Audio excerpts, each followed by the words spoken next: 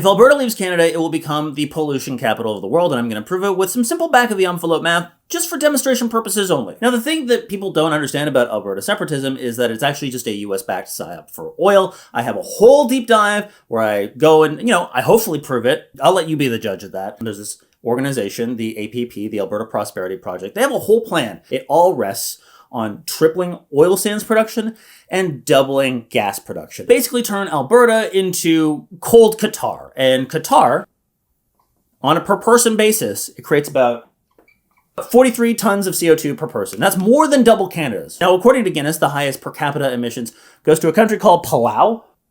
Tiny island nation, a lot of tourists, boats, planes, that sort of thing. They clock in at 59.8 tons per person. So what would happen to Alberta if they tripled oil and doubled gas production?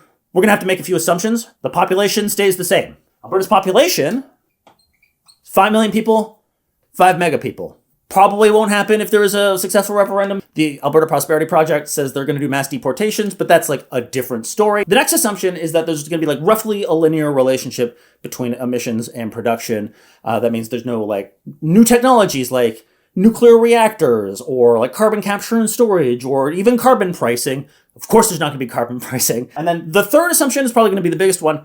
It's that this is just going to be oil sands and gas production. Not even conventional oil or even like electricity or cars on the road. It's just those two things. Let's get into it. Now, the oil and gas sector in Canada produces about 208 million tons of CO2 per year. That's about 30% of what Canada does. So let's dig into the details. Gas production is about 52 million tons. Not all of that is in Alberta. About 61% is in Alberta. So we're just going to, multiply that by 61. 31. So let's assume they double that. 62. Easy.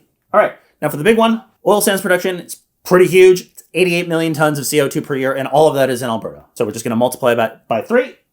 264 is 62 plus 264, 326 megatons. So that's how much tripling oil and doubling gas gets you. Let's divide that by the population.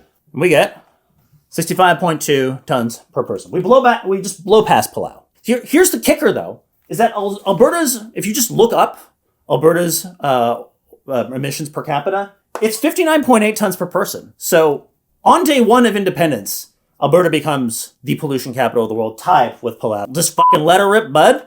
Go check out my deep dive on Alberta separatism. Go with the clicky spot for that. Let me know what you think about all this. And while you're here, why not leave a honk in the comments?